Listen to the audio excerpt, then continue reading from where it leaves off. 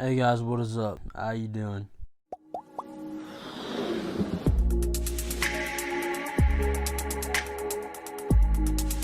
It's that time of the year, holidays around the corner, and money doesn't, just fall from trees.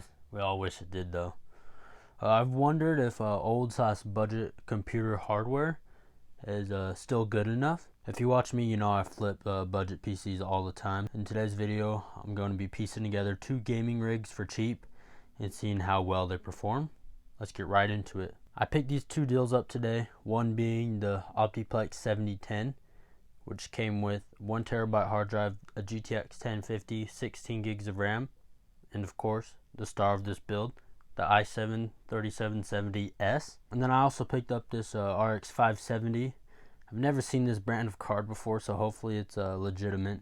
I wonder if it's some sort of AliExpress card. I also picked up a Cooler Master case with 2 included ARGB fans, then this pack of 2 128GB SSDs, both of which were on sale at the time of recording, so I paid $240 for the OPTIPLEX, $60 for the graphics card, $36.99 for the SSDs, and then $58.99 for the Cooler Master case. The total of all these parts was $395.97. I'm going to be swapping out the i7 16 gigs of RAM 1TB hard drive and putting that in a separate build, and then putting back in an i5 3470 8 gigs of RAM and adding a 500GB hard drive and a 128GB SSD.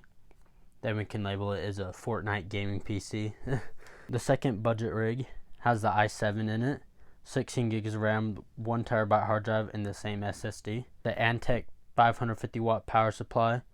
The motherboard is a Asus LGA 1155 socket type, and then using the RX 570 I picked up. Keep in mind I ended up swapping out the RX 570 because during the recording of this video I picked up a RX 470 with 8 gigs of VRAM, so keep that in mind throughout the testing. It's a totally different card.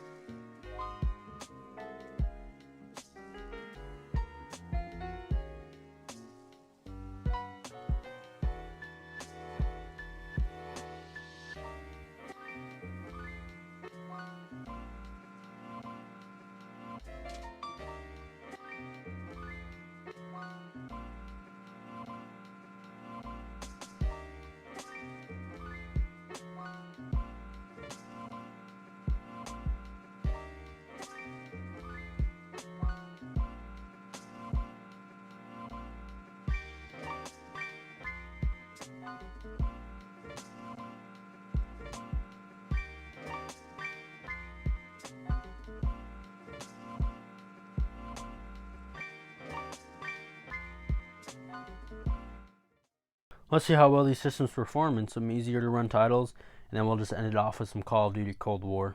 Alright, so after testing both of these machines here, there isn't that much of a difference in the frame rates. There is, but not like drastically. In Fortnite, the i7 rig scored an average FPS of 125, opposed to the i5 rig getting an average FPS of 111. That's only a difference of 14 frames. And keep in mind, both were in 1080p pro settings, so epic view distance, everything else low. So now you gotta ask yourself, is 14 frames worth the extra cost? In this case, it being $146.75 difference in price between the 2 systems. The i7 costing $292.97, and the i5 only costing $146.22. Next game up is Apex Legends in the i7 rig, scoring an average FPS of 91 and 1080p high settings. Then the i5 system getting a 70 FPS average. This time with medium settings. The difference in performance was a bit more noticeable here, but still both hitting way above 60 frames per second. Last game is Call of Duty Cold War, more demanding than the other two, that's for sure. The i5 in 1080p low settings, only getting a 54 FPS average. Then the i7 scoring a whopping 79 FPS average in 1080p. The i5 system not looking too good in this title.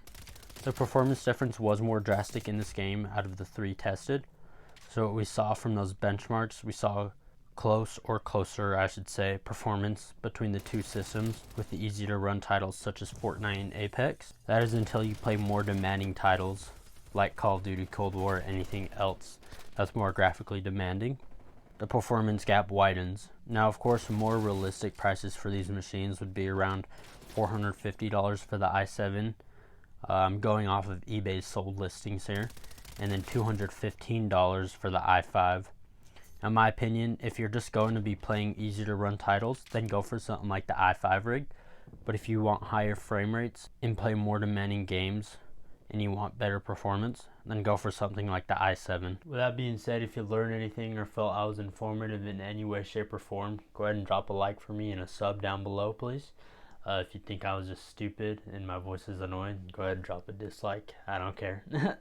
Anyways, thanks for watching, and come back next time. Peace.